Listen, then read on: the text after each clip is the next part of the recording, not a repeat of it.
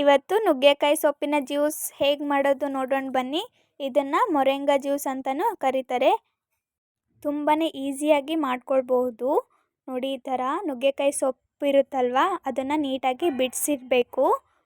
ನೀಟಾಗಿ ಒಂದೊಂದು ಎಲೆಯಾಗಿ ಬಿಡಿಸ್ಕೊಂಡು ಎತ್ತಿಟ್ಕೊಂಡ್ಬಿಡ್ಬೇಕು. ನೋಡಿದ್ರಲ್ವ, ನುಗ್ಗೆಕಾಯಿ ಸೊಪ್ಪು ಅಂದರೆ ಈ ಥರ ಇರುತ್ತೆ. ಇವಾಗ ಒಂದು ಬಟ್ಲಲ್ಲಿ ನೀರು ಹಾಕ್ಕೊಂಡು ಆ ಸೊಪ್ಪನ್ನ 2-3 ಸತಿ ಚೆನ್ನಾಗಿ ತೊಳ್ಕೊಬೇಕು.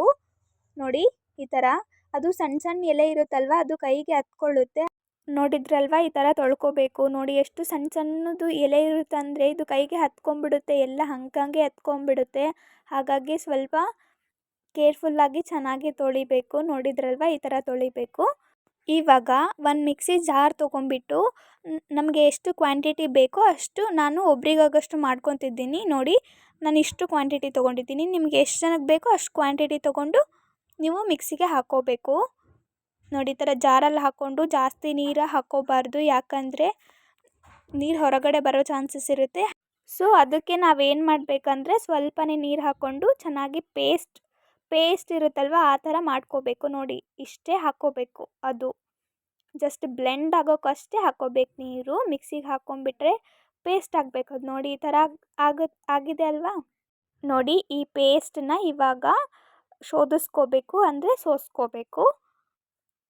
ನಾವೀಗೇನು ಜ್ಯೂಸ್ ಮಾಡ್ಕೊಂಡಿದ್ದೀವಲ್ವ, ಅದನ್ನು ಈ ಥರ ಸ್ಟ್ರೇನರ್ ಹೆಲ್ಪಿಂದ ಸೋಸ್ಕೋಬೇಕು.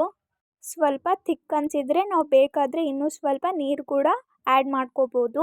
ನೋಡಿದ್ರಲ್ವ, ಈ ಥರ ಮಾಡ್ಕೋಬೇಕು. ಅದು ಕನ್ಸಿಸ್ಟೆನ್ಸಿ ಸ್ವಲ್ಪ ಜಲ್ಲಿ ಆಗಿರುತ್ತೆ, ಸ್ವಲ್ಪ ನೀರು ಜಾಸ್ತಿನೇ ಹಾಕ್ಕೋಬೇಕಾಗುತ್ತೆ. ನೋಡಿ, ಈ ಥರ ನೀಟಾಗಿ ಕೈ ಆಡಿಸ್ತಾ ಎಲ್ಲ ಇದು ಮಾಡ್ಕೋಬೇಕು. ಈ ಥರ ಫೈನಲಿ ಈ ಥರ ಆಗಬೇಕು. ಎಲ್ಲ ನೀರೆಲ್ಲ ಹೋಗಿಬಿಟ್ಟು ಜಸ್ಟ್ ಸಿಪ್ಪೆ ರೀತಿ ಇರುತ್ತಲ್ಲ, ಆ ಥರ ಉಳಿಬೇಕು. ಇವಾಗ ಜ್ಯೂಸನ್ನ ಗ್ಲಾಸಲ್ಲಿ ಹಾಕ್ಕೊಂಡ್ಬಿಡ್ಬೇಕು. ನೋಡಿ, ಎಷ್ಟು ಥಿಕ್ಕು ಬರುತ್ತೆ. ಇದೊಂಥರ ಜಲ್ಲಿ ಆಗಿರುತ್ತೆ.